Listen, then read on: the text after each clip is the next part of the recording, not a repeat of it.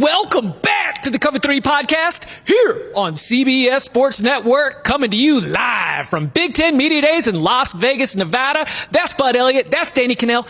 That's Washington quarterback DeMond Williams. Over the course of the next 2 hours, we're going to be bringing you conversations with Ryan Day, conversations with Drew Allar, conversation with Washington head coach Jedd Fisch. But right now, we've got his QB1 right. So before we get to anybody else like that, DeMond, how are you doing? Are you enjoying this Media Days event here in Las Vegas? Yeah, I'm doing really good. It's been really well. Last year, you sat behind a guy and got to work in a lot, but from what was he, 24, 25 years old? What did you learn, from having such a veteran starter on that team? I would say just learning how to prepare, learning how to go about my business, and go about every game, just playing it, because you just never know what's going to happen next. You really burst on the scene at the end of last season. You balled out in your bowl game. Have you thought about how life is going to change for you this season, being the starting quarterback of Washington? How exciting is that for you to have that opportunity? Yeah, not necessarily. I wouldn't say I'd be thinking about it necessarily, but, just going about my everyday life, just kind of thinking just like about the future and trying to just take it one day at a time. If there's something about Coach Fisch that is, obviously you had to make the decision to stick with him, right? Mm-hmm. What about Coach Fisch has you wanting to make sure that you continue your college career with him, even making the move? Honestly, just our relationship. Just in high school, he offered me when I was a freshman in high school, and we talked to each other, all the time from my freshman year to I was a senior, and when he made the switch to go to Washington, I feel like it was just a no-brainer to go with him. For those who haven't watched you play, and I strongly recommend you all go watch him torch Louisville, because that was something of beauty. How would you describe your game? I would say just a quarterback that can play within the system. Can make plays, create plays when they need to be made, but also not play kind of erratic, just kind of playing within the system. When you watch the next level, when you watch the NFL, what player or quarterbacks do you try to model your game after? Yeah, I would say Russell Wilson, Bryce Young, kind of the guys that are a little smaller, but, definitely are able to make plays and have got to that level. Track speed. A lot of good mobility. It's something that coaches talked about, praising, your game. Is that a big piece of this? You've got Jonah in the backfield with you. Do you think that this Washington offense can be one of the most dynamic in terms of being able to move the ball down the field vertically, but also really have that run game as a big component? Yeah, for sure. I feel like we can be extremely explosive this year, going from our O-line all the way to our receivers, and, of course, Jonah at back. What makes Denzel special at receiver for y'all? He's just so elite, at the catch point, 50-50 balls are going to be his, and, just him running around, at practice you can just see it, just how explosive he is and how he goes about his business. Who are some of the other players on the offensive side of the ball that, even Washington fans might not know about because they're new faces on that team, but you've been throwing to them, working with them? Who are some guys you're expecting to have a big season? Yeah, I would say Rasheed Williams has been looking really good. Kevin Green, Amari Evans is a recent transfer from Penn State. I think that, our receiving corps is going to be really good this year. When you think about what Washington needs to do to take a step forward, right? Because you arrive with a lot of new faces, but it's in the wake of making it all the way to the last game of the season. So the program, the fan base, everybody understands that Washington football can compete for national championships. In order to see that improvement, what do you think that this year's team, the 2025 Huskies, what do they need to do this fall?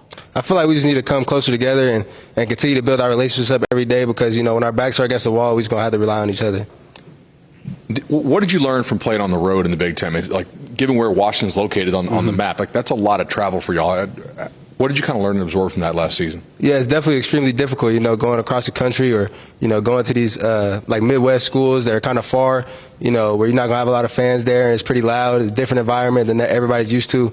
It's definitely difficult, and I feel like, we got to be ready for the challenge this year. As you're taking over as the leader of this team, being the quarterback, what have you done kind of this offseason, even the summer? Guys, it's very popular to get guys and go throw somewhere and grab workouts. What types of things have you done to try to establish yourself as a leader and build some continuity with your team? Yeah, I would just say find a time to, hang out with everybody, trying to get to that level with everybody, not just certain people, like clicking up, trying to, talk to everybody, get on a personal level with everybody on the team. You are awfully well dressed right now. You want to give us a rundown, a quick little fit check? DeMond Williams is brought to Big Ten Media Days. What do we have here? Yeah, I just got the basic little all black on, a little cross chain going. I got a little chrome hearts right here, handkerchief, and that's about it. Made some hearts on the feet, but yeah. Is that something? Is it putting on nice clothes, is that something you enjoy doing? Nice little passion? Yeah, for sure. Any other hobbies that you enjoy outside of football? Not much, really. I just be at home, playing a video game or something like that. What's your game? Yeah. Really anything. I mean, I play Call of Duty, 2K, Madden, everything, NCAA. Play college football? Yeah, for sure. Okay, who do you play with? Us. All right. Do you think that it's a fair rating? Have you been? Nah. All right. Okay. So I live down the street from them, so like we can kind of get word of EA. What needs to go up? Man, I got to get my speed up, man. My speed too low. Speed too low. What'd they give you? Like an 88. 90. You gotta be. You gotta be over 90. That's still like one of the fastest quarterbacks, though, isn't it? I mean, that's. I don't even know. He's just not happy with it. Okay. All right. So we need a 90 speed, or I'll tell Ben. How are you in the kitchen? Do you cook? No, I don't. We just had Drew on. He's trying to learn. Yeah, I mean, I try to just get as many meals as I can a day.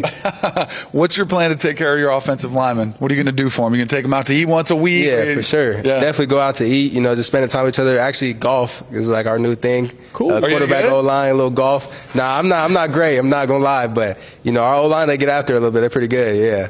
What do you need to work on in your golf game? I got to work on that drive, man. I can't get it off the tee right now. And golf is way more fun when you can get off the tee. Yeah, for sure. Absolutely. So when you think about this Washington team, and you mentioned how different it was, going on the road and some of those games, man, it got to be frustrating, right? Games that Washington was in, and you just need to take that extra step. You talk about execution, you talk about coming together. Do you think that this team will be better in those road environments, having already done that last season? Yeah, no doubt. I feel like, our team is already closer than we were last year, and continuing to grow in that area, I feel like is super important to winning on the road.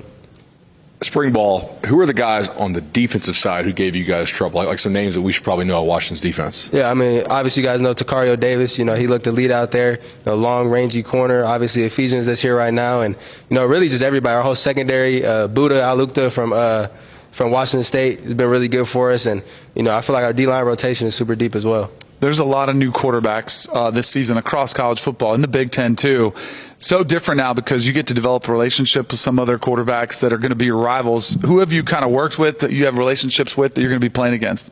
They were going to be playing against. They're just playing across college football. Yeah. In general, I would say, just the Manning camp was like a super fun experience, just bonding with people like Jalen Rayner at Arkansas State, Gio Lopez at North Carolina, Jalen Daniels at Kansas was like some of the guys I was really, really close with. Mark Gronowski, Iowa. So, a lot of familiar faces, and, just getting able to know those people and know those guys as people is just like super important.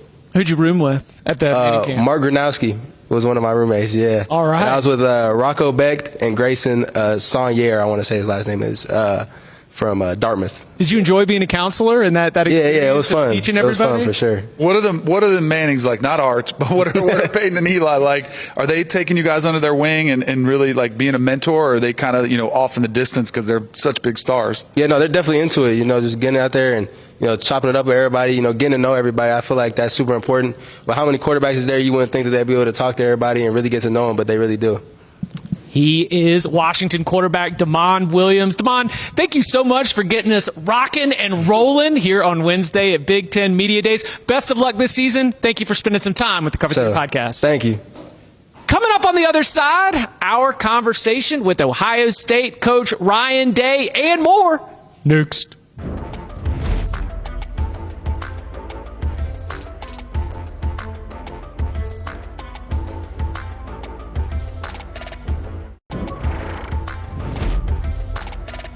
Back here on the Cover 3 podcast, and thrilled to be joined by national championship winning coach Ryan Day from Ohio State. Coach, how does that feel? I mean, does it get old at all? No, it doesn't get old. I can tell you that. Tell me what the time has been like ever since winning it all in Atlanta back in January.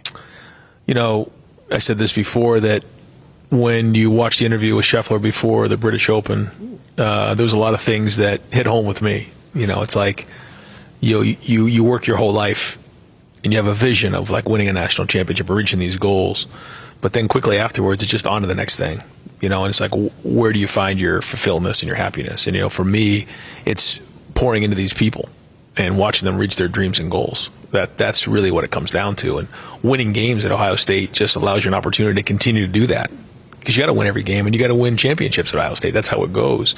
And so when you do that, it just allows you more opportunities to do that. And that's really what I try to focus on. Now, that being said, after the game and after winning the national championship, we got to do a lot of cool stuff. Right. A lot of cool experiences. So that was neat. Going to the White House and playing golf at different places and really cool restaurants and some great trips. So that was cool, but it's on to the next thing. And this team that we have this year has really quickly turned the page, and they want to leave their own legacy. And I think the more they hear about last year's team and all the replacements that have to be made, the more they're motivated. I will say you definitely seem happier, more relaxed this year because you don't have that pressure, the question marks of when's the championship going to come. So that's got to be a huge relief. But how do you balance that? You were talking about this team wants to, leave their own legacy. Yep. It's something that's only been done a couple times in the last 30 years is go back to back. How do you get that hunger back when last year it's, us against the world and everybody said, like, how do you recreate that motivation? I think it's just in their DNA and in the understanding when they come to Ohio State, this is the expectation. And it's not going to change just because we won it last year. And, to go back to back is something that's never been done before. We in the modern era in terms of Ohio State football. And so, we want to do that. And that's just the way our guys are wired. You're talking about guys that won multiple state championships coming up, and they're motivated individually, but they're also motivated as a team. They want to leave their own legacy behind. And, it's addicting, when you win these things. And so, but I also think for guys like Caleb and guys like Sonny, some of the offensive linemen, they want to do it their own. They won, but this team didn't win anything. And I think when you're a leader and you're an older guy and you see that comes with what comes with that, they want to leave their own legacy behind. What did you learn about yourself as a coach that you can use going forward? Every day you learn a lot. I'll start with this. About 4 years ago, I said that in 5 years, we're not going to recognize college football. And I don't think we do off the field. I think on the field we do. I think when people put on the game, it looks very similar to the way it did in the past. It's evolved. It's great. But off the field, man, it is completely different. The way that things are designed, the way you put your roster together, the way how you have to retain your roster. There's just so many things now. And now with the playoffs, it's very different. So building your team is important, how you do that, but also how you continually build as the season goes on. It's more of an NFL model. I think a guy like Matt Patricia, who joined our team this year, this is somebody that has experience in salary cap, contract construction, and then also playing in the playoffs in the NFL. And all that matters now more than it ever has before. And you would think even 5 to 6 years ago, that skill set wouldn't really give you much value in college football. It does now. All those things add up. So I think we're continuing to evolve, and trying to figure out where at Ohio State we fit into the future and making sure that we're leaders, because we have been for over 100 years. And now with the salary cap and everything that's coming with that, we have to make sure that we're positioned well to make sure that we're continuing to be leaders. You've had different types of teams in terms of the makeup of the locker room. So you put in the time to retain talent, to bring in a few new pieces. But this is, to me, unquestionably a different team. Maybe a little bit younger, maybe hungrier in that sense. How do you shift your leadership, to lead a different type of team where you don't have a Jack Sawyer, when you don't have some of those guys that have been there for so long to help lead the way on the field? How does that change for you and your staff? I think the guys who were on the team saw great leadership last year, so they know what it looks like. Yeah. And I remember even talking to Lincoln and Julian during one of the bed checks. I do bed checks before the game, and I remember saying to them during the playoff run, I said, make sure every day you're taking notes on how Will is leading, what he does in the locker room, what he does in the huddle, his preparation on the field, how he handles success, how he handles loss. Will was a tremendous leader. And I tried to, with the young guys, to make sure that they were noticing what leadership looks like. And so big part of leadership is building trust. And so we talk a lot about that. We have a leadership committee, and with our off season, we try to put the guys in as many situations as we can for them to learn how to lead when conflict hits. And so that's it. But that's been like that for a while. We've tried to train leadership, but you don't know until you get them into the fire. Mm-hmm. So wait, you do the bed check? Because I'm like going back to Florida State. We had like a low-level GA. We might be running down the hall a little bit late, pushing the envelope. I'm guessing that's not the scenario when you're checking bed check. No, no, that's not what's going on. A little bit tighter. We try to go quick, but it's actually great because it allows me a one-on-one time. There's two guys in a room, but just to go in there and just have a quick conversation. Sometimes it's just good night. Other times it's 3 or 4 minutes, asking about what's going on back home, talking about the game tomorrow. It's been good. I think it's something that sometimes it takes time when you're going through, I guess 45 rooms, beds, 55 rooms. But it's good, and I think the guys look forward to it. And during that run, I have some great memories of going in there and just talking about the game and what's going on tomorrow and the week of work, and how do you feel about the game plan, and just things like that you just can't replicate anywhere else. You mentioned talking to your two young quarterbacks who are battling to see who's going to get the starting gig. How's the competition going? How are you kind of navigating that? And you don't have the luxury of having some cakewalk in the first week. You got to go against Texas. How's that competition going? Yeah, I think that's a benefit for us to know that we got to be on point that first week, and we got to be ready to roll. And it happened a few years ago. We played Notre Dame. Now we had CJ in year 2, so that was different. But we have a great challenge, like you said. Texas is very good. Sark does a great job. Arch Manning's a tremendous quarterback. But that has our guys' attention. They know we just played them 2 games ago, and that was a good thing for our guys. Is we've come off monster games. I mean, we had the rivalry game. We had Tennessee. We had Oregon. We had, Texas, and then we had Notre Dame, and now here we start in the season with Texas again. I mean, these are monster games that we're playing. So the guys are used to that part of it, But for the quarterback, we have to make sure that we're putting him in competitive situations. Whoever takes care of the ball, makes good decisions, and really understands that with the type of guys that we have surrounding them, routine plays routinely and completions is what won Will Howard a national championship. And his overall toughness and leadership. Playing well on third down, playing well down in the red zone, and then in the 2-minute when it comes up, you got to be efficient. And those are all things that winning quarterback play gives you. But I'm excited about all 3 quarterbacks, and I'm excited to see them work. They've had good off seasons, but ultimately, someone's got to win the job and win the game on August 30th. You have a guy in JJ who's pretty special. How can he get better in year 2? Like, where do you want to see more out of him? I know it's kind of a crazy question. He's dominated the playoffs. Right there. Well, I wouldn't say pretty special. Yeah, he's ridiculous. Yeah, I would say he's special, and for a lot of different reasons. He gets a lot of attention. A lot of people talk about him, but it's well deserved. I think when you get up on him and you see him physically, that's probably what's most remarkable. It's certainly his route running, the way he catches the ball, but just his overall size is something you can't prepare for. And that probably separates him. The other one that separates him is just his overall motivation. There's not one person in that building has ever had to tell him to give effort or was late for anything. I mean, he is the first guy in there, and he is going hard, and whatever that competition is, he's going to win it. And it's a great example for other guys in the team that your best players when your hardest workers. EA Sports College Football. You've got a little bit of familiarity with the game, right? Yep. You'll call plays for your son? Yeah. Okay. Absolutely. So your Ryan Day on the game has been labeled as the CEO type. Okay. It's an A+ rating. Okay. But when you've got the strategist, the motivator, lots of different traits can be assigned to different coaches. How do you feel about the CEO label? Is that something that you embrace? Would you say that the people did a good job as assigning that to your character? I mean, I really like the game. I would say that people were disappointed with the likeness. They didn't think it was really good in terms of depicting who I was in terms of my looks, but that's fine. I haven't really seen much about the game. They sent me the cover the other day, but I haven't played it. Yeah, I think you have to be a CEO nowadays. Yeah, just with everything that comes with this job. I love the ball.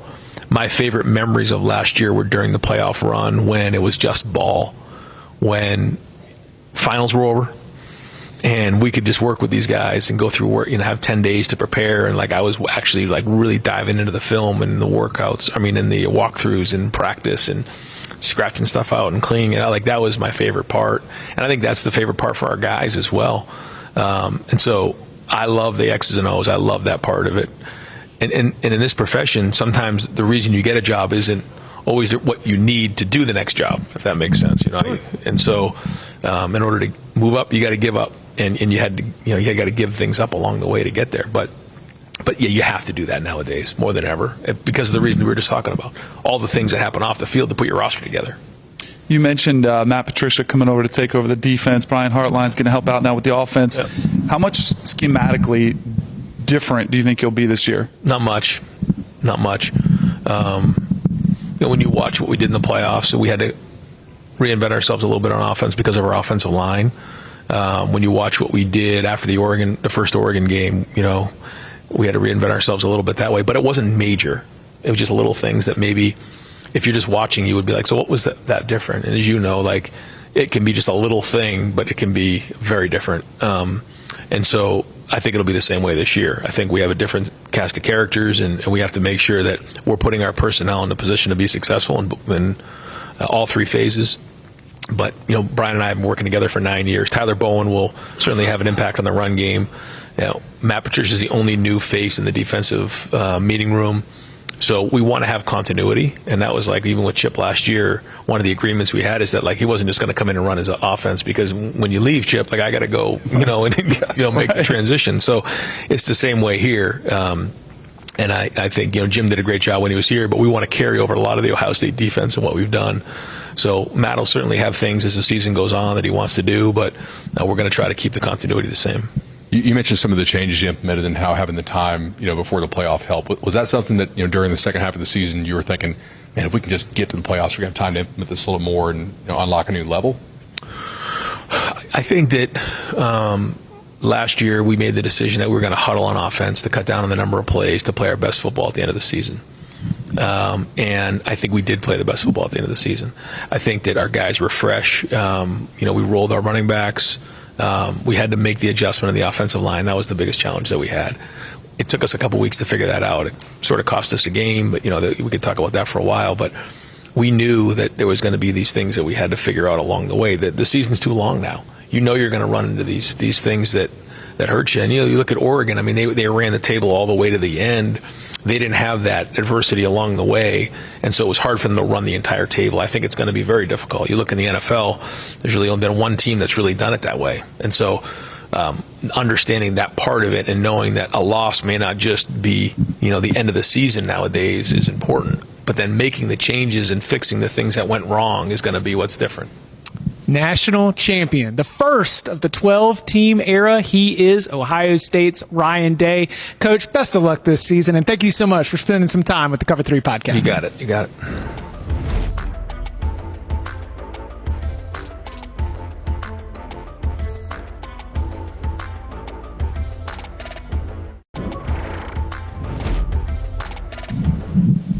Back here on the Cover 3 podcast, live on CBS Sports Network from Big Ten Media Days here in Las Vegas, Nevada. Awesome to have the reigning national champion Ryan Day join us. Obviously, there are some questions that we're just going to talk about behind his back. So, but let me. What do you still need answered? We got a lot of good insight into how the program has had to move forward after saying goodbye to all of that talent. Some of the staff changes that they've made. But what do you think you want to see on the field from the Buckeyes if they are going to do something that we really don't see a lot, as we talked about, which is go back-to-back with the national championship? Chip, for me, I think it's defensive line, right?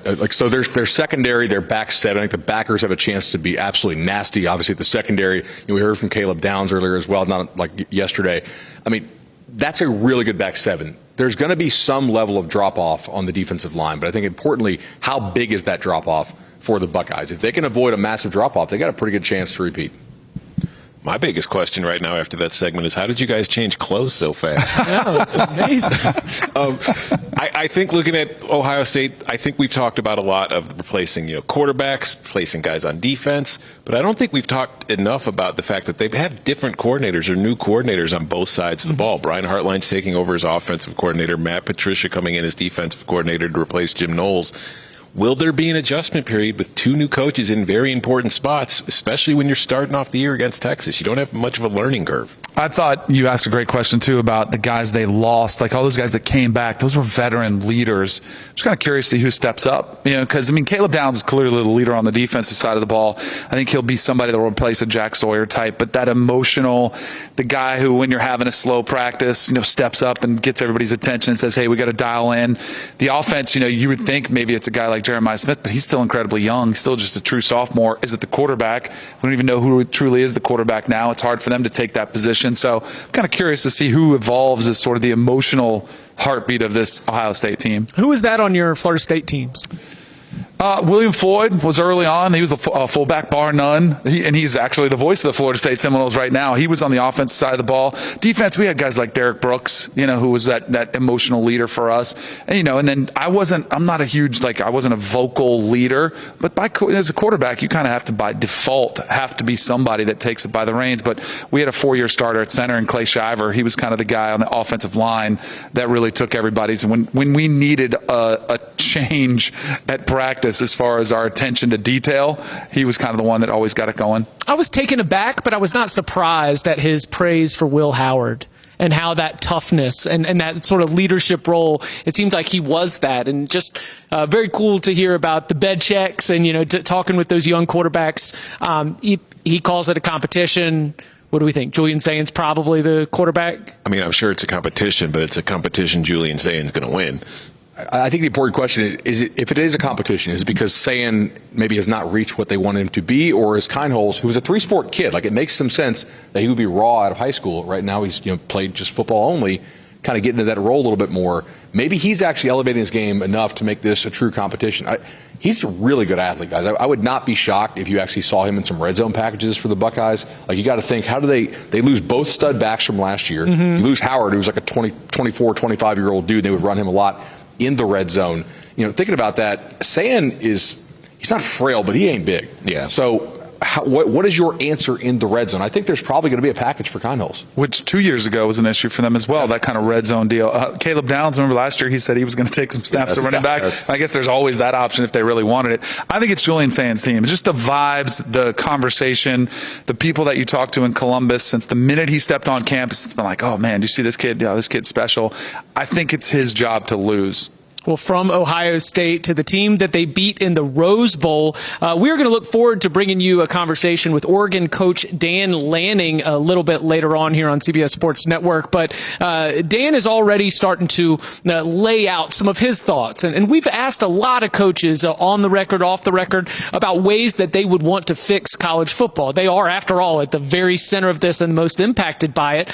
And when we were discussing Oregon having that flat start, we thought, was the layoff hurtful? Well, it should surprise nobody that one of his ideas is not to have a long layoff. He says that much like professional leagues, which end the regular season and then kickstart the playoffs very shortly, definitely not the multiple weeks that the Oregon Ducks had between, the Big Ten championship game and the college football playoff quarterfinals. I think that he wants to see two things. Number one, not having the layoff. And Dan Lanning also says, Tom, you are going to love this. He would like to have the season wrapped on January 1st. I think it makes a lot of sense to end the season earlier because like Dan is discussing, they were off 3 weeks between games before they played again against Ohio State. Because after the conference championship game, you had Army-Navy week, and then you had the first round, and then finally Oregon got to play.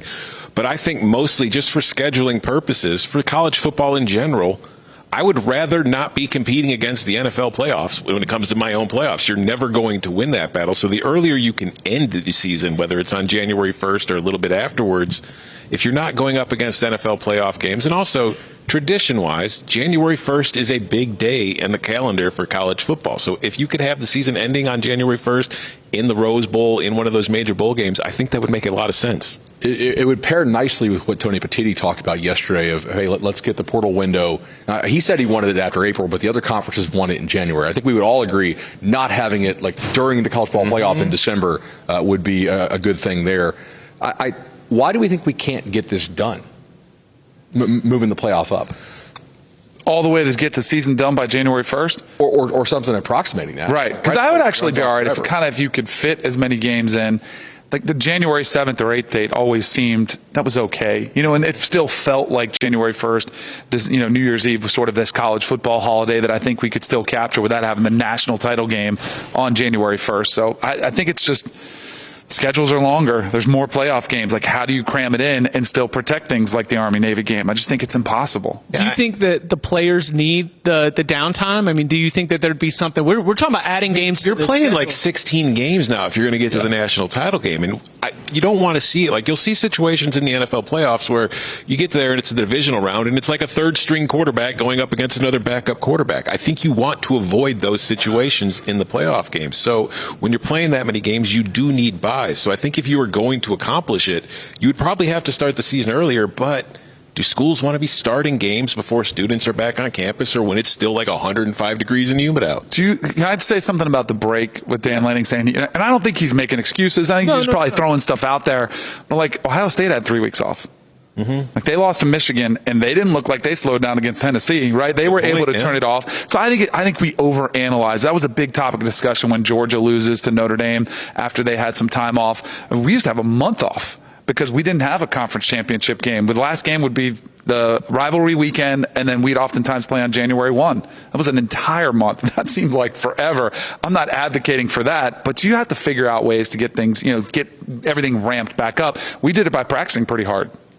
What if you gave Army-Navy a dedicated time slot where the playoff agreed we're not going to play playoff games over Army-Navy, maybe not a dedicated weekend? So like you're saying, you could do Army-Navy in the afternoon and then maybe like a first-round playoff game after. Correct. Like, hey, we'll all agree we are not going to have a playoff game at noon or 3:30 or whatever time we're going to kick Army-Navy. So like the nation's eyes can still be on Army-Navy, but maybe it doesn't need to like take an entire weekend up on the calendar. I'd be okay with that. The only issue, and we've already seen this crop up with the American Championship game, is what if Army and Navy are good and they're in the conversation for the playoff? I mean, I know it seems like a pipe dream, but they both were in the top 25 last year at one point or another. Conference. Right.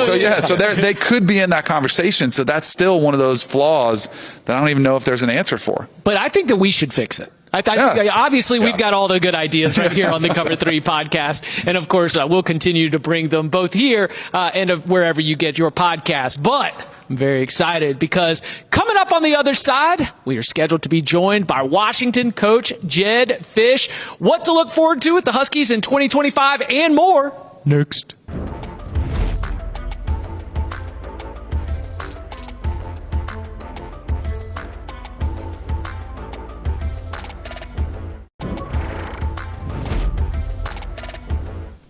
Back here on the Cover 3 podcast, live on CBS Sports Network from Big Ten Media Days in Las Vegas, Nevada. And that sharp-dressed gentleman down on the end is Washington coach Jedd Fisch. You were with us last season looking at how to take that Washington team and the program into the Big Ten. And you had experience, right, from your time as an assistant. After leading that team through that first season, were there any surprises about Big Ten football in the modern era? Yeah, I think the biggest challenge was the travel. We had 2 games that were noon kickoffs Eastern Standard Time, so 9 a.m. our time, and trying to really work through, like, what does that mean? It's like a 5 a.m. team breakfast. It's a 6 a.m. You're getting on the bus. How do you get the guys motivated to play, the 3.5 hours needed, not just a good first quarter or a good second quarter, or not just start slow and pick it up. So that was a challenge that we got to work through. I would say the conference is so good, and the quality of players, the size of the team. We didn't have the players really to compete week in and week out. Now, we won our 6 home games, and we had some good wins against Michigan and SC and UCLA, but really for the most part, for our team, I felt like we needed to get bigger. We needed to get better in the trenches, run the football better, and stop the run.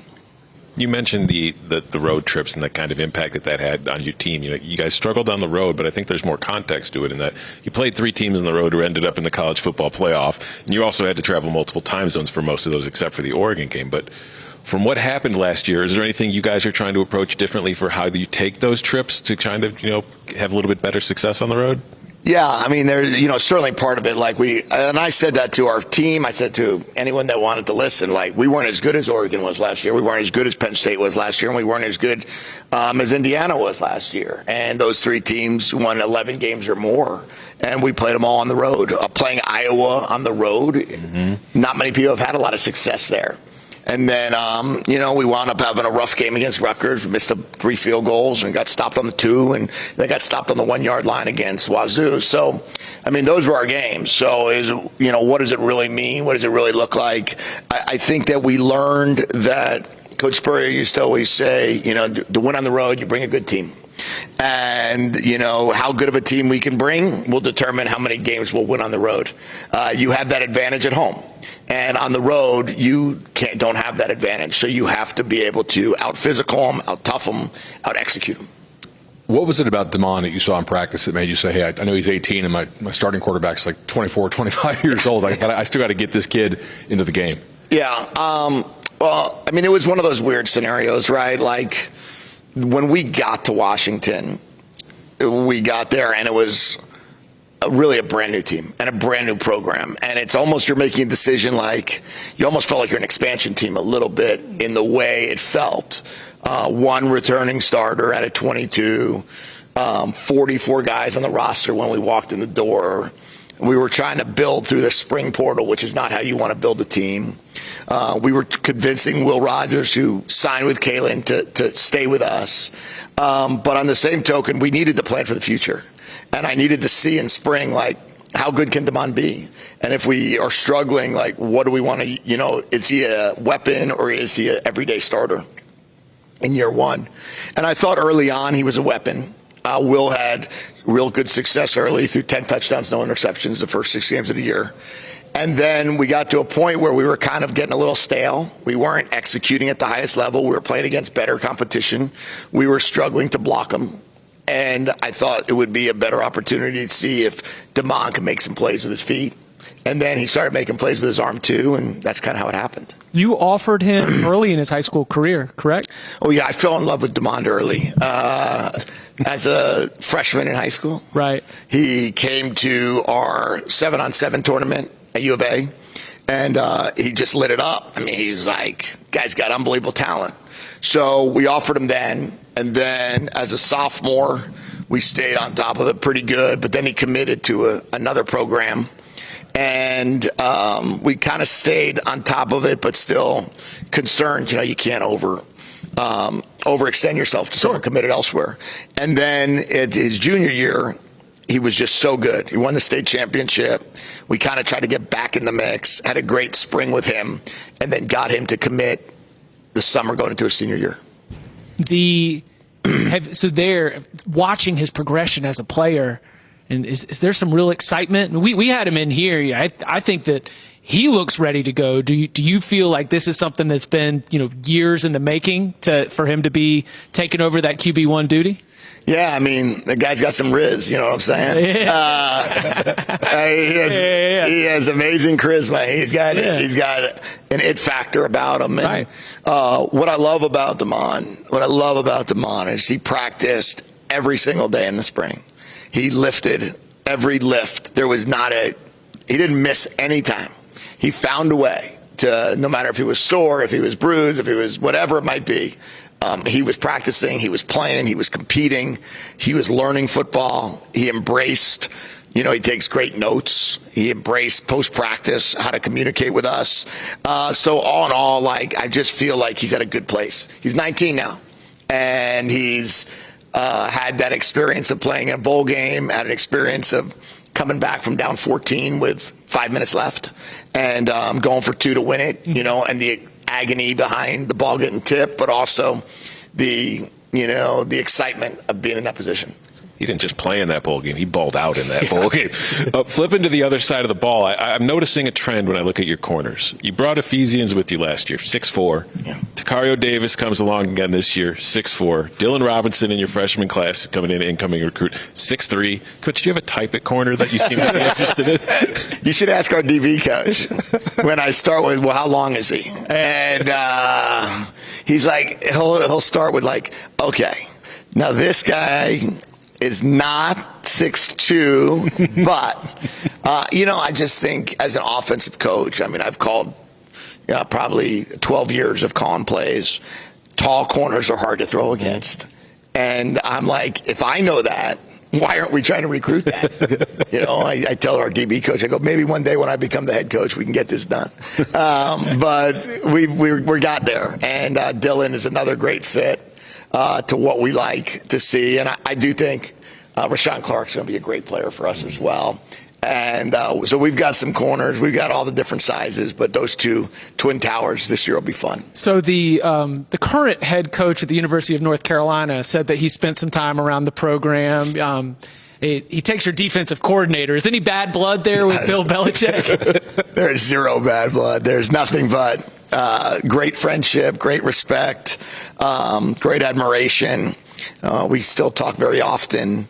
He's really the guy that I look up to in this profession. And I told Steve, he's like, Coach, probably my dad's going to want me to come with him. I'm like, well, yeah, I get it. And, there's a decision you always have to make, right, in terms of what's best at that moment in time in your career. And I think it was a moment to go back with his dad at the final job. And to do it with him was too good to pass up. But I'm a huge fan and be rooting hard for him. We had Ryan Day on and asked him about being a CEO head coach. And he's like, yeah, you have to be in today's day and age. But man, that playoff run, I actually got to dig into the ball and into the film and kind of get back into that play caller mindset. Like, you still call plays. What is it you love about calling plays and designing offense? Yeah. I just think that's why we did it. That's why we got into this thing. Like, I didn't 25 years ago go to University of Florida and say, man, I would love to learn how to lead from Coach Spurrier. I just didn't. I know we all use the great coach speak of, I just really want to build a culture. No, I want to coach ball and, coach the quarterback and draw up plays and watch film till late at night and, have my eyes shutting while I'm trying to watch and then redo it again. I don't want to give that up right now. I don't, Sean McVay, I talk to all the time about it. Zach Taylor, I talk to all. I'm like, guys, you are not thinking of giving up plays, right? Play calling. And they're like, no. I go, okay, perfect. Because then I can continue. Continue to use you guys as my example. So no, I just love it. I really do. I love the culture. I love team meetings. I love the ability. I think the biggest challenge is not doing two jobs. The biggest challenge is making sure that defensive players know that you're not the offensive coordinator. Like, they have to understand you're the head coach who calls offensive plays. You're not the offensive coordinator, because otherwise it becomes personal and it never should. He is Washington head coach Jedd Fisch. Coach, thank you so much for spending some time with us here on the Cover 3 podcast. Best of luck this season. I love it. Thanks for having me. Well, coming up on the other side, more of our coverage from Big Ten Media Days and more next.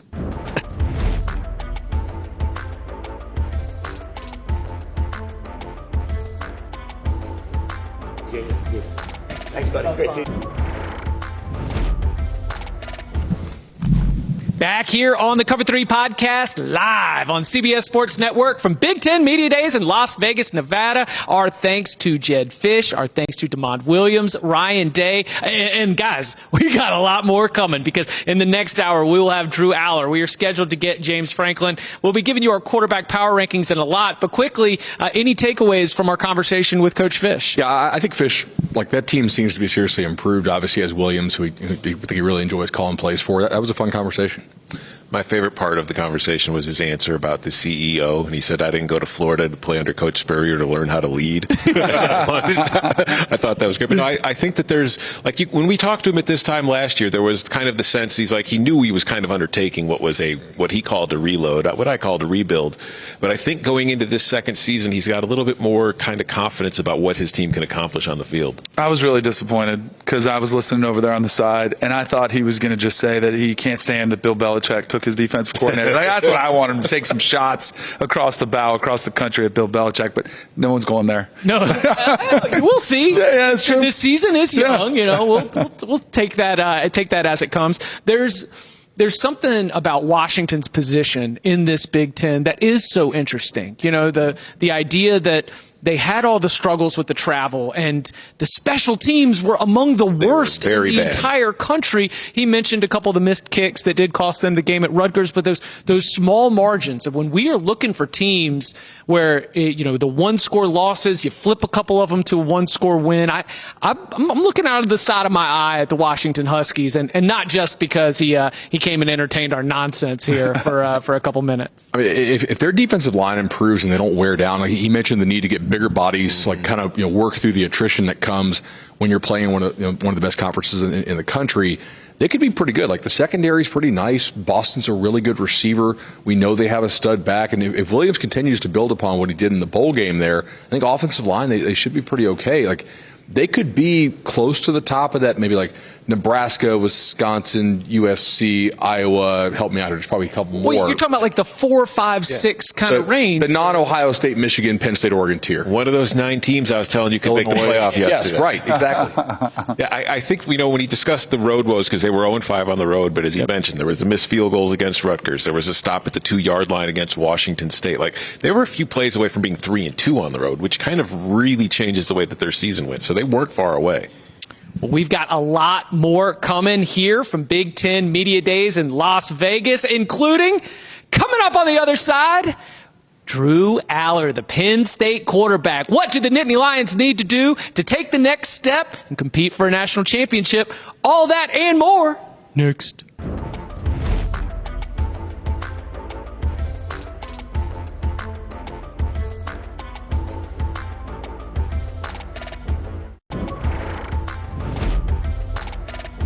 Back here on the Cover 3 podcast, and what an honor it is to be joined by Penn State quarterback Drew Allar. Drew, really special season last year, in terms of building a career and taking those next steps.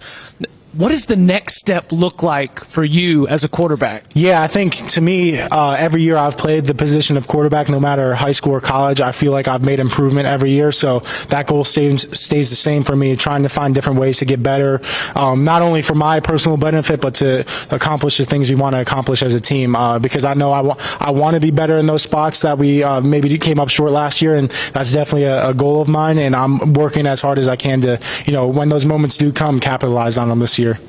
You had the option to turn pro and decided, to come back to Penn State, maybe accomplish something special. But, personally, what was some of the feedback you received as far as, hey, if you work on this, and this, you can really skyrocket? Yeah, I think for me, the feedback I heard both internally, externally, and me reflecting on my season was just consistent footwork. And I think that's something I've worked hard on really every year. And I think our quarterback coach, Danny O'Brien, and obviously adding Trace McSorley now to our staff have been a phenomenal add for us. And that's really helped me be just consistent in those moments. And really, it wasn't that I had bad footwork. It's just that I was putting myself in not optimal positions to throw certain throws, and that's what caused some inaccuracy issues. So I feel like when I'm on time and on rhythm, there's not a throw on the field I can't make. So just trying to tap into that whenever I can, and then when I do have to move, making sure I can try to get myself in the best position to make certain throws on the field. I always try to tell people when you see changes on an offensive staff, or you see quarterbacks hopping from school to school, how difficult it is to really become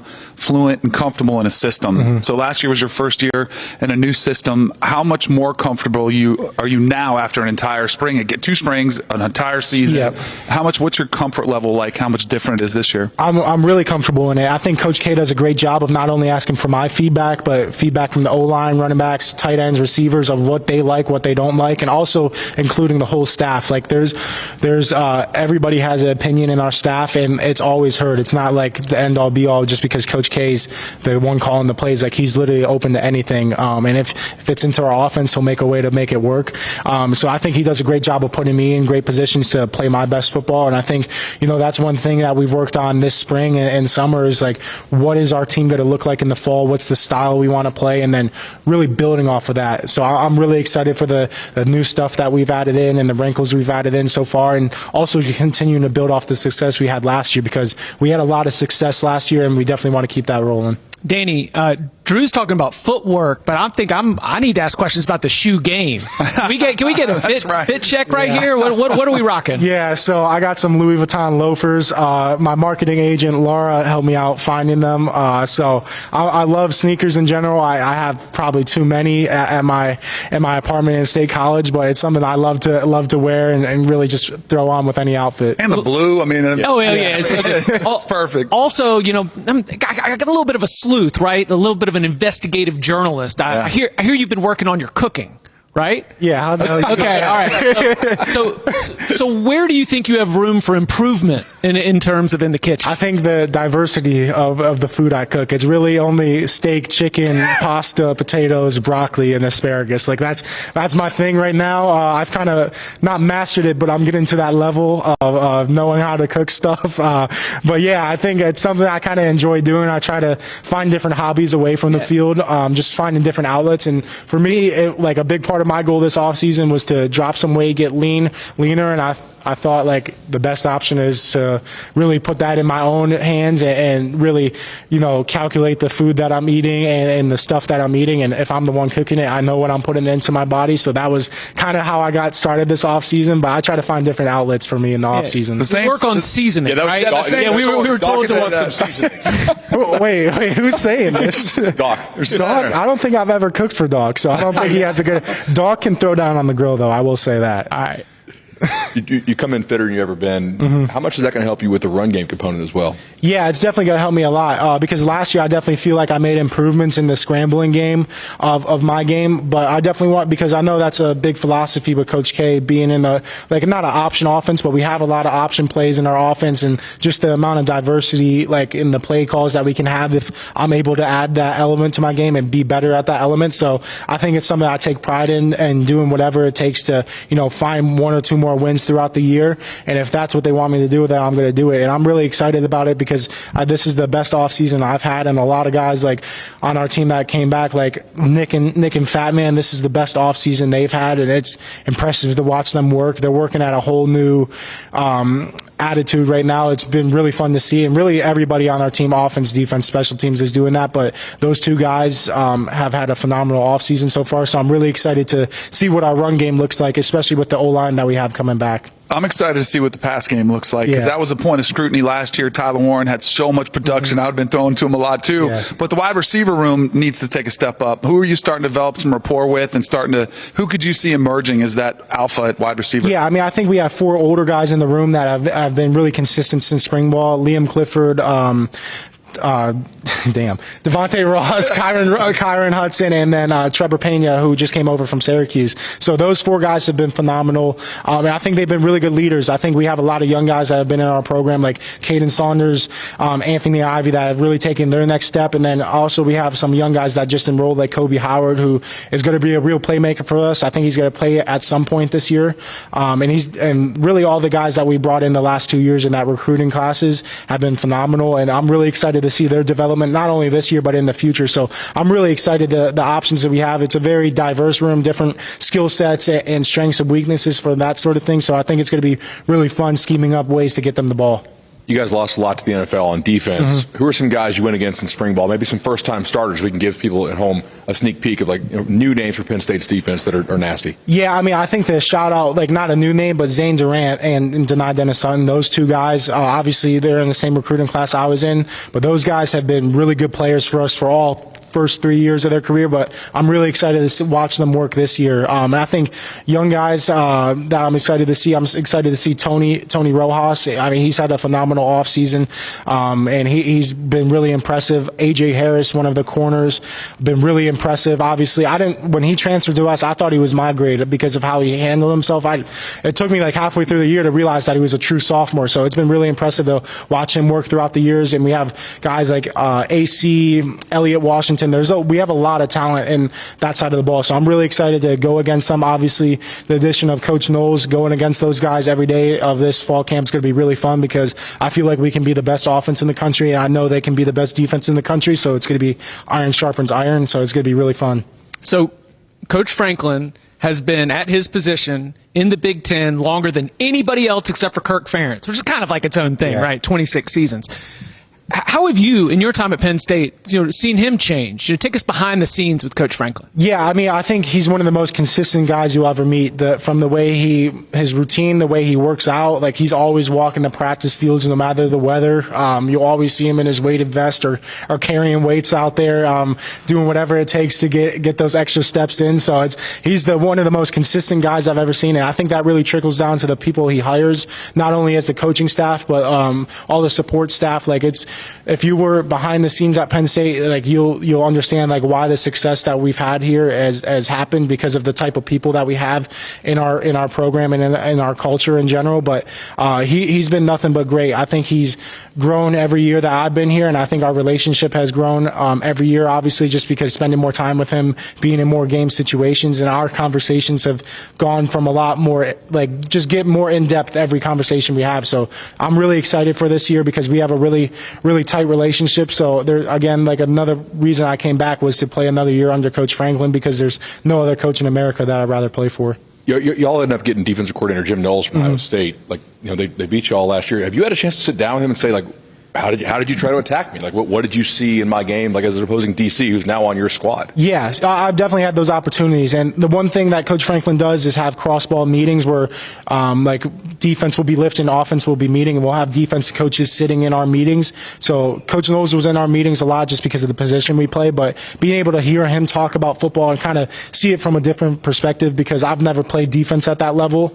So I understand defenses, but I don't understand why. I'm starting to understand why they call certain things, why they're in certain coverages and fronts and that sort of thing. So hearing him talk about it has been really good for my knowledge, obviously this year, but further on in my career. And I've been able to sit down with him and a couple other analysts and Coach K and see their scouting reports that they have and their review of our offense and specific players on our offense, and also just sit down and watch the game between us and Ohio State last year. That's been really valuable to me. So I've been really excited about that. Obviously, we have a great offensive coordinator with Coach K, but learning from one of the best defensive coordinators in the country is also very, very valuable to me.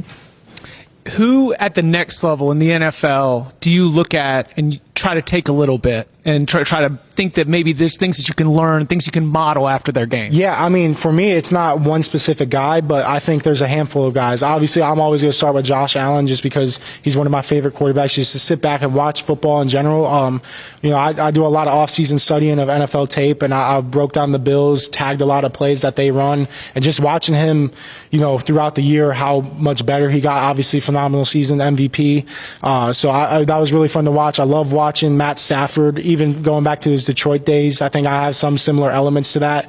Jared Goff as well, because of the offense that he was in, but also I think we're similar, like stature builds and that sort of thing, and just seeing how throughout his career he's evolved and gotten better each year. Joe Burrow, I like watching him a lot. There's not many quarterbacks I don't like watching, I guess is what I'm trying to get at. Matt Stafford's getting a lot of love here. Yeah, he is. Okay, Deservedly so. Deservedly so. He's underrated in Hall of Fame circles, not around here. But we did ask Nick this question. Penn State needs blank to accomplish their goals this season.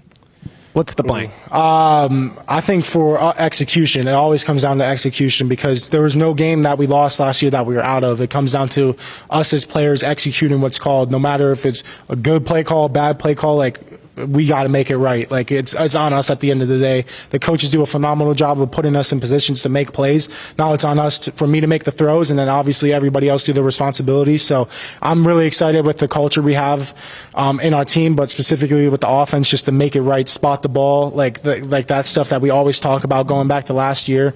That stuff has been really valuable for us, and I think we're taking that next step with that's our goal, at least, to take that next step and really be more consistent in those games, in those instances. He is Drew Allar, the Penn State quarterback. Drew, thank you so much for spending some time with the Cover 3 podcast. Best of luck this season. Yeah, no, thank you for having me on.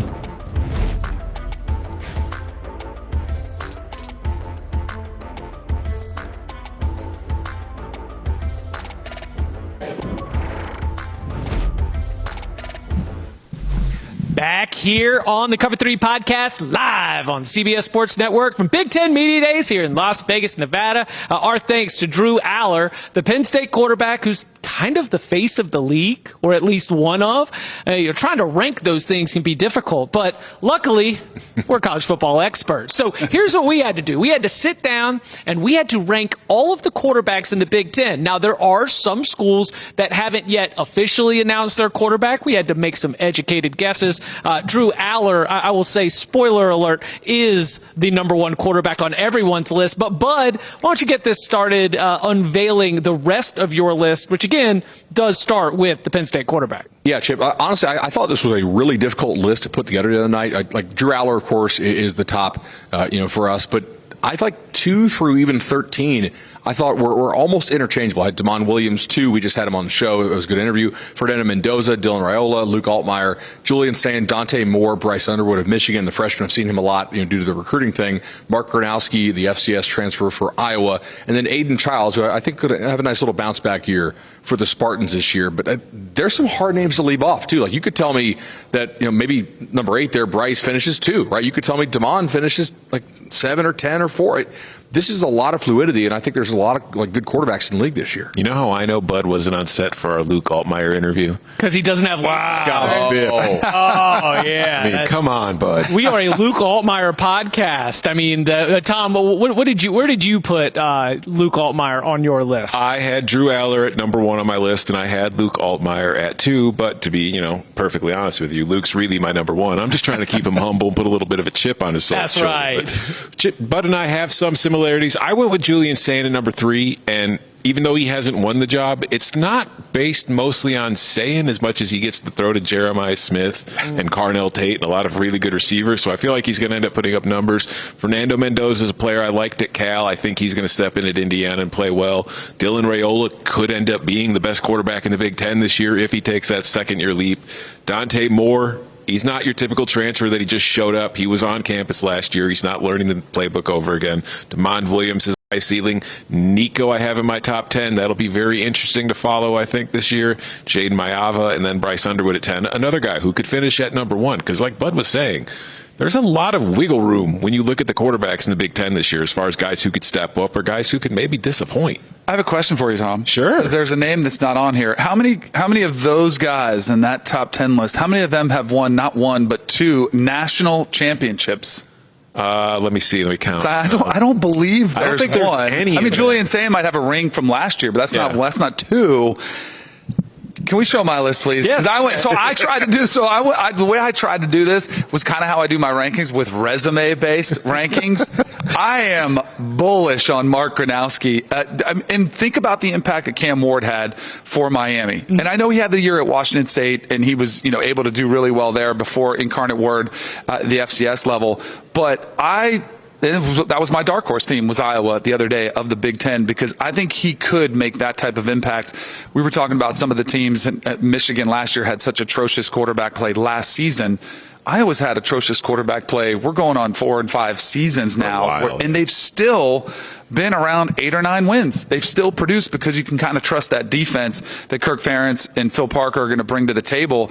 I think Tim Lester is going to have a quarterback who's got a wealth of experience. He's got like over 130 total touchdowns. He can run the ball too. He's played in cold weather.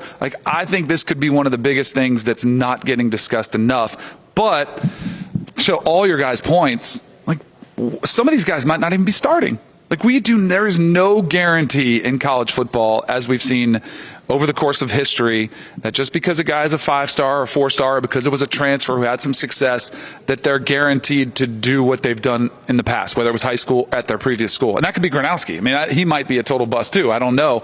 But I tried to go off resumes. That's why I'm pretty bullish on Gronowski. You guys won't believe this, but 2-time national champion Mark Gronowski is from suburban Chicago. I know that's very hard to believe, a guy. And you didn't even have him in your top 10. I need to see it at the FBS level before I buy in. It's fine. That's totally understandable. That was one of the things that I had trouble with trying to rank these guys. Yeah. I mean, even a Julian Sayin, blue chip prospect, commit to Alabama, you go to Ohio State. We do think he's going to end up being the starter. I found it really difficult to slot Julian Sayin against other quarterbacks that had gotten a little bit more experience. And that's why I kind of found myself on my list really going with what I had seen. Because I've seen Nico Iamaleava go up against SEC defenses. The results were mixed, but he's at least been thrown into the fire. Dylan Raiola, again, thrown into the fire.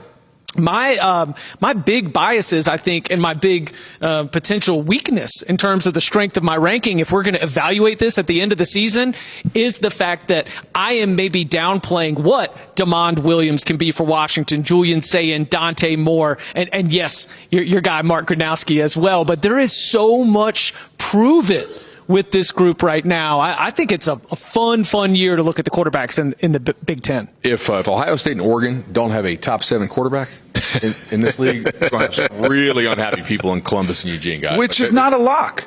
You could, and it is. If the expectation though, those programs, due to how much they spend, due to the expectation, the surrounding talent, what they have around. Yes, and the success. You're Jeremiah Smith, and you don't have a top 8 quarterback in the Big Ten throwing you the ball. It's a coaching failure. You're livid. Right. You're like, why didn't you go to the portal? You're also, he might consider the portal at the end of the season too. So that's an interesting situation to think about. I'm sure Ryan Day's thrilled that we're even discussing the possibility.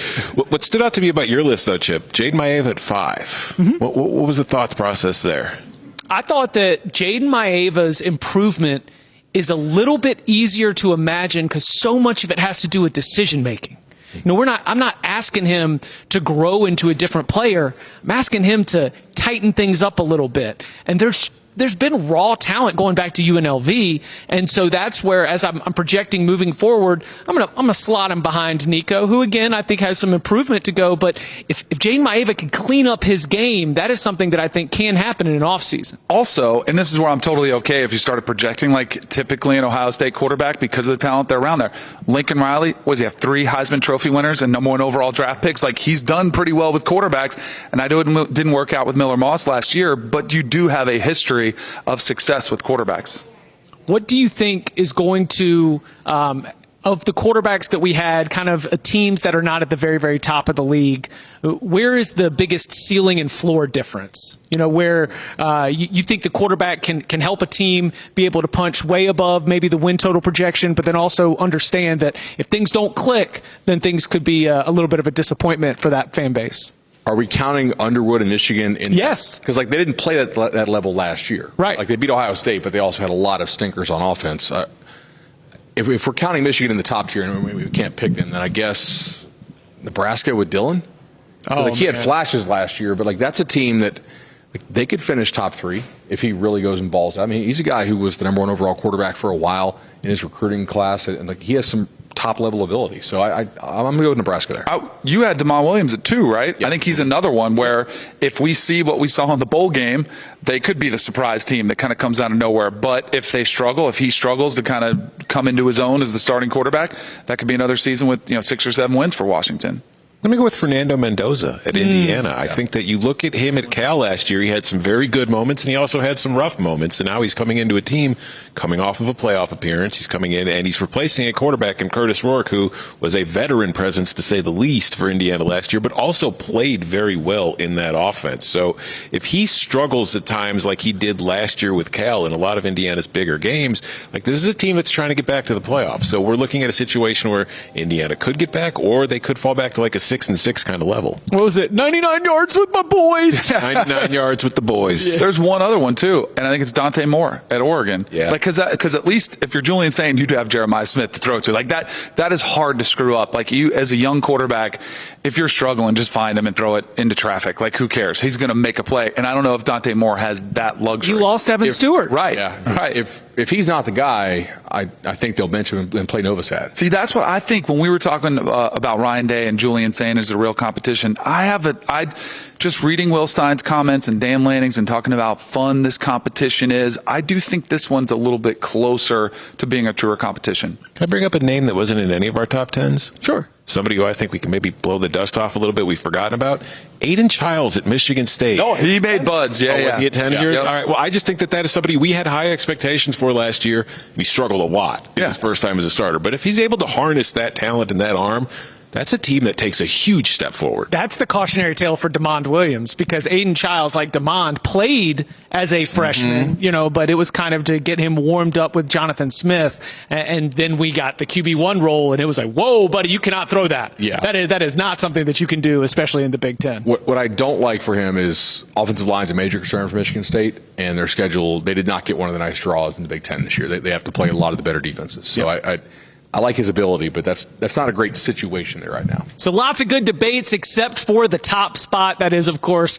a consensus that Drew Allar is the number one quarterback in the Big Ten. And speaking of, coming up on the other side, scheduled to be joined by Penn State coach James Franklin and much more from Big Ten Media Days next.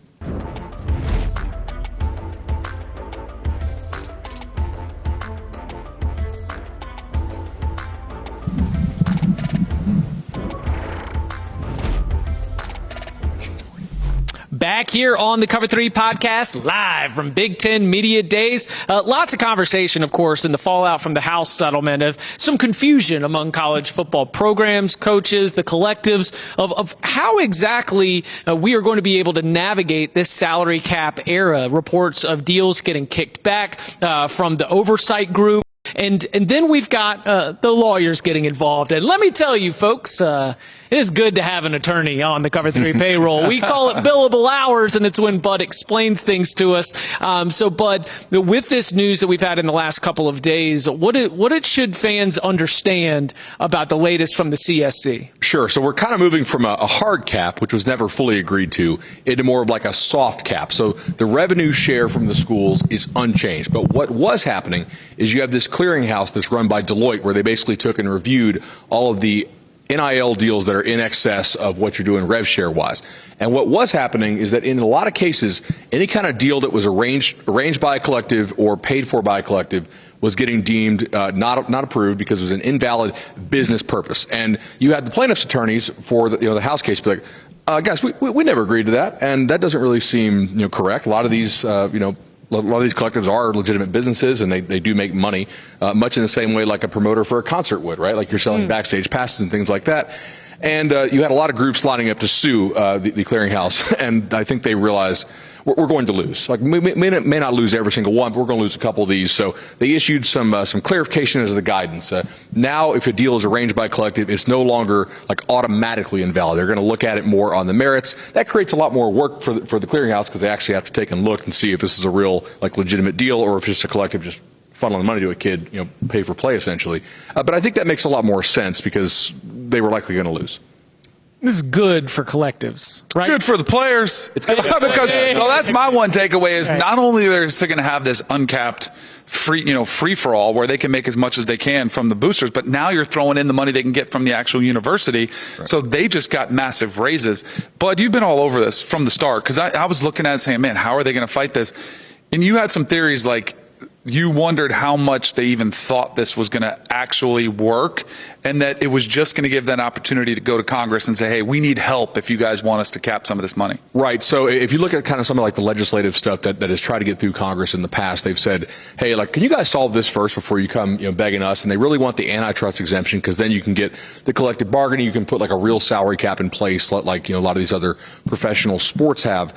And I'm kind of like, man, I wonder if some of these denials that are being issued by the clearinghouse are basically just in a way performative. Like, guys, we tried to put a lid on this, and it's just like we keep like these rogue judges in the courts just keep overturning this. We really need congressional help. We really need the antitrust exemption, and that might be Plan B and not Plan A, but maybe it is Plan A. I don't know on that. I also think this is probably cleaner for the sport because the alternatives, if they had this thing in place. Basically, like the people I was talking to, like either we got to give these guys just cash like we did in the old days, right? The bagman. You're talking like a couple $100,000, like those are large amounts of cash to be given out. Or I had heard some cases where we're just going to issue a loan with no intent to collect on the loan, which Wait, you have to pay loans if back? you're doing it on a large scale, it's basically just fraud. Fraud, right? yeah. Like, is fraud a business plan? Like, are we sure that's what we should be like doing here? So I think this restores a little bit of common sense to the space. How do you think this impacts the way that schools are going to use their rev sharing money?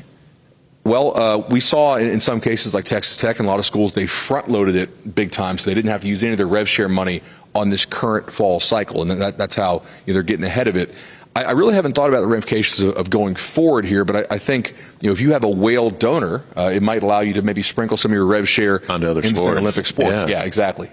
I think that could be a good outcome of this. That you could, because I mean, we've all the numbers, the splits have been, 75, 80% are going to football, and then there's some to men's basketball and a little bit to whatever other favorite sport that you have. Maybe that's the one good thing from this, because it's going to be a lot easier to go to those collectives and say, hey, we got this big quarterback, we want to sign him, as opposed to we have a softball player or a soccer player or somebody like that, where those players might get a little bit more money too. And the talent level increases in some of those other sports, because then especially in an Olympic sport where you might not even go to college at all, it's just so that you can jump straight to the pros. The idea that you could be able to get a little bit of money. I mean, we're talking swimming, diving, golf, tennis, things of that nature. I think that we could see that improve a lot across college sports. I think it also enables more like the multi-year deal stuff. If you're not having to go and do the old school bagman stuff, like it's a little more professional. We know the sport is becoming more and more professionalized, and I do think multi-year contracts are key to where the sport probably has to get to, because I don't know many fans who are like, I cannot believe the players get paid. I'm not going to watch because they're getting paid. They do hate the lack of ability to form a connection with your favorite players on the team because the guys are transferring every semester. Like that really hurts your ability to build your fan base and build your connection with the team that you root for. So if you can finally get to an era where we have some multi-year deals, if you want to take a chance on a kid out of high school and say, 3 years, we believe in you, you believe in us, stay with us, I think that's where we need to get for the sport. And if they were to get the antitrust exemption, could they get the multi-year deals without them being employees? Well, so there's multiple classifications of employees, right? Okay. Like, are you W-2 or are you 1099? Like, there's various levels to that. Obviously, I don't think they want to pay like the long-term health insurance, the workers' comp, all that kind of stuff that comes with like full-blown employee status. But yeah, you definitely could. It's really been interesting because Mike Locksley, the Maryland head coach, was here earlier in the week. And he told stories about losing his locker room last year because the pay divide in the locker room was something that had to be handled. So, college football coaches, the collectives, even the players themselves and their representatives, it's something where they are really starting to figure everything out on the fly. And I think the too long didn't read takeaway right here, this latest development makes fraud less likely. Yeah. So we're going to say that that's a good thing. Or less necessary. I don't know. For us, it could be a bad thing. Right. So lots to be able to chew on. Very interesting to have these conversations with people here at Big Ten Media Days.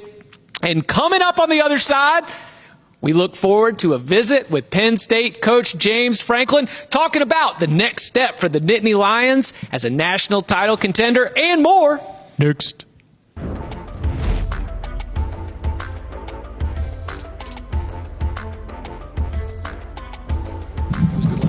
Yeah, has Penn State ever been? Back here on the Cover 3 podcast, live on CBS Sports Network from Big Ten Media Days in Las Vegas, Nevada. And we are honored to be joined by the head coach of the Penn State Nittany Lions. He is James Franklin. James, thank you so much. Once again, 2 years in a row, spending some time with the Cover 3 podcast. How's your day going? Good. I appreciate it. You got great energy. I'm just trying to match you. Listen, that coming from got you, good energy. High on the energy power rankings among Big Ten I appreciate coaches. that. I'll take that. And where are you from? New York? Raleigh, North Carolina. I know. I'm just messing. God, look at me, walked right into it.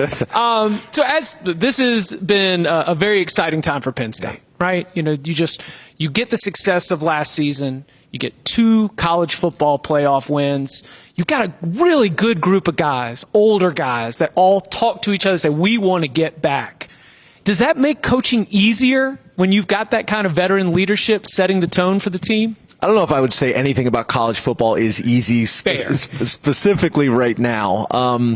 But no, I think it helps, right? Like, good players help. Experienced good players really help.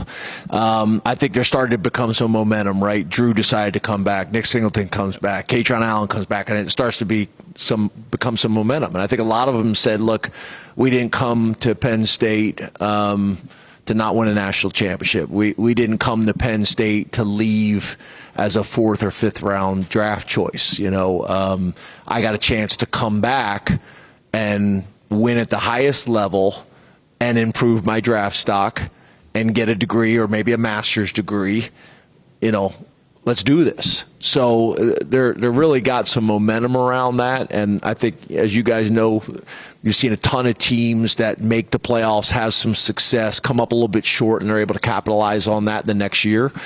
We got a ton of guys now on the staff and as players that have had that experience and understand what it's like. I don't have to explain now when they call it a bowl game, and it's not a bowl game. And they're like, are we going to Disneyland? There's no Disneyland. There's none of that. It's an away game with really high implications.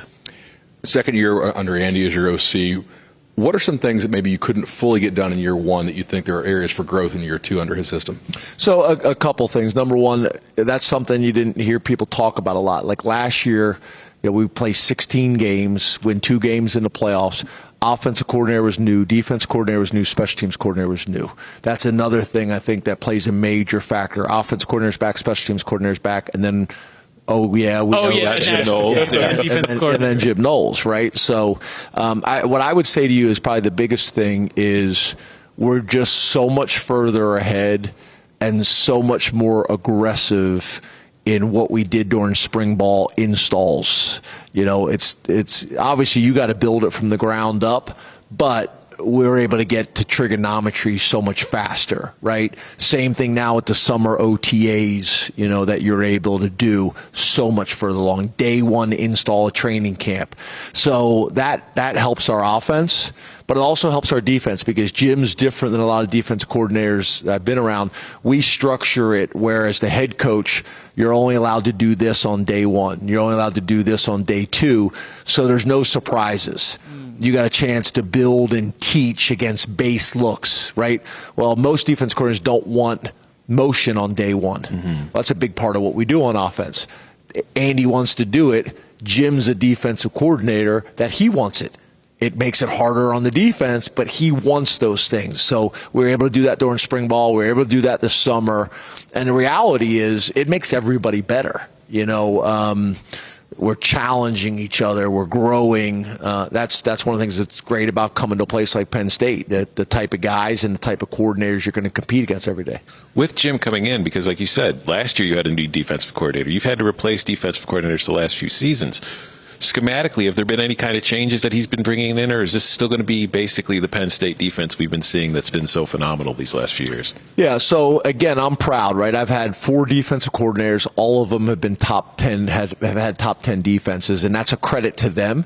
But it's also, I think, a credit to the culture and how we do things. There's a ton of offensive head coaches that they stink on defense every year. Well, there's part of that belongs to the program and how you operate and how you do things. So I think that made it attractive, to Jim as well. But the other thing is we're not a rebuild, right? So that was a big part of our conversations early on is Jim, first of all, I'm not bringing you in if you run a 3-down defense and are totally different than what we've been built for the last 12 years. And obviously we wouldn't have been talking anyway, right? Yeah, There's a lot of similarities with what we did. So a lot of the conversation is what can stay the same, what needs to change, what is ultimately in Penn State's best interest this year, not two years from now, not 3 years from now. And that's been good. The other thing is we retain the entire defensive staff. I believe in those guys. I'm loyal to those guys. I don't understand these head coaches that go out and hire defense coordinator and say you can hire whoever you want. They're my guys. Yeah. The good thing in college football, though, now is with the staff sizes is Jim was able to bring an analyst from Ohio State. He was able to bring in an analyst that used to work with him at Oklahoma State. So he still gets some of his guys in the room, but I'm loyal to guys that have been with me. So it's been really good, and Jim's been phenomenal. He's been a head coach before. He's been a coordinator at multiple places. Every time he's done this, he's gotten better at it. So that helps too. Your hit rate on 4 and 5 stars that y'all sign, especially on defense, is phenomenal. I'll give you a chance to brag and let the audience at home know, who's the next crop of Penn State defenders they should be knowing about? Well, but here's the other thing I'm going to say. It's also the 3-star guys. Sure. You look at the number of guys that we've had drafted, and if you take the average of the star rankings, and I look at this as a positive, ours are lower than some of the people that we're competing with. And those guys are still turning out to be big-time players. I think that's true development. If you get a 5-star and he goes to the NFL, well, yeah, you should have, right? You know, like that's what the whole business is based on. So I'm excited about those guys. There's some guys that no one's talking about. Jedd Fisch. Jedd was going to play a big role for us last year, had a season-ending injury, missed the season. No one's talking about him. There's a lot of excitement in our building about Jedd being on the opposite side of Deny, right?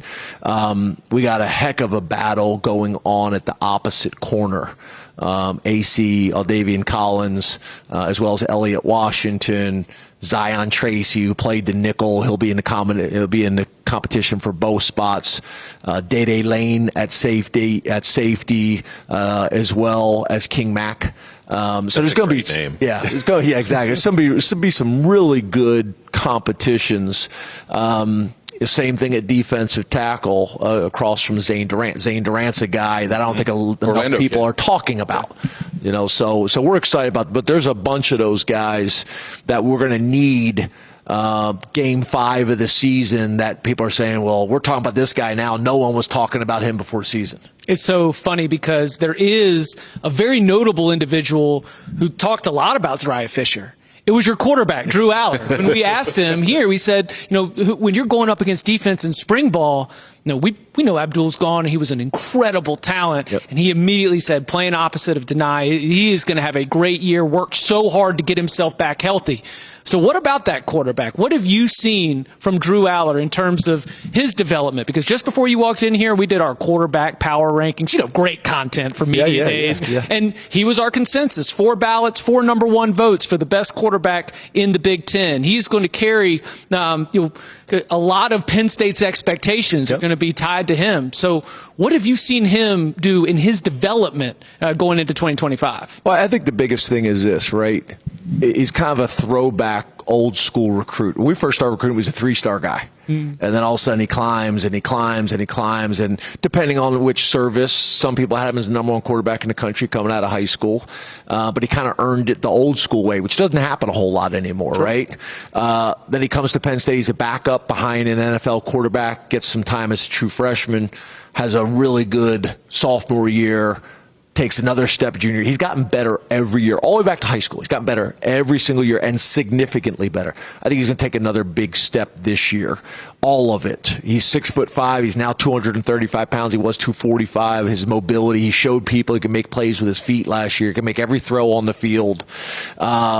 More comfortable and confident in his own skin as a leader, holding himself accountable, having tough conversations with teammates, all of that. He's just gotten better in every area his entire career. The other thing is, there's been some criticism at times, right? Well, we have not had that receiver that everybody is scared about. I see stuff on TV. You guys see the same thing, and a quarterback throws the ball up in double coverage, and a receiver goes up and snatches it in double coverage, and they're like, what a throw! And it was an awful throw, right? But the receiver made a hell of a play for him. We had Tyler Warren doing those things, and I love our receivers, but we weren't getting that consistently from a receiver last year. So, we went out and we're aggressive, and we got some guys that have proven production, and I think that will help. And we have some young guys that we're excited about that are being developed. But I think some of that criticism for Drew, as for all of us, is fair, and some of it I think is really unwarranted. And I think he's going to take a significant step this year, and I'm proud of him. I think he's the best in the country. The expectations going into this season, like we've discussed it, you've got what we consider the best quarterback in the Big Ten. You've got a ton of returning talent. In the unofficial poll, the preseason poll, you guys are picked to finish first. You got to the Final Four last year in the semis. How are you approaching it with those expectations? Are you just like staring them straight and tackle them head on? Or are you trying to kind of, keep your team humble a little bit heading into the season?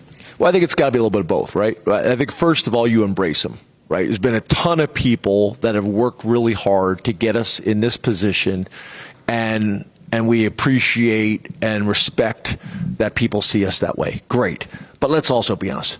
Nobody gives a shit about preseason rankings, right? Mm-hmm. All that matters is what's going to happen at the end of the season and where are you at. So I think it's a little bit of both. The other thing I would say is this. There may be more conversations going on nationally, but in terms of the Penn State football building, in terms of our community, the expectations are no different than they always are. Last year, we finished maybe a drive away from playing for the national championship last year, and people are pissed. We had a season that 99% of the programs in the country would die to have. The expectations always a national championship at Penn State. There's really high expectations and standards. So there's more conversation going on nationally, but it really doesn't feel any different for us because these are always the expectations at a place like Penn State. Well, you'll love to hear that your starting center, Nick Dawkins, sat here and said, that ain't this year. That was last year. So it sounds like they've got the right mentality to be able Nick's to the man. You guys got a chance to, I mean, Fantastic. Somebody said to me the other day, you say he's going to be governor of Pennsylvania. I say he's going to be president of the United States. I said, well, you usually got to be governor before president, right? Yeah. who knows? Let's not go there. Let's not go there. James, thank you so much for spending guys. some time with us here on the Cover 3 podcast. And coming up on the other side, we continue with our coverage of Big Ten Media Days and more next.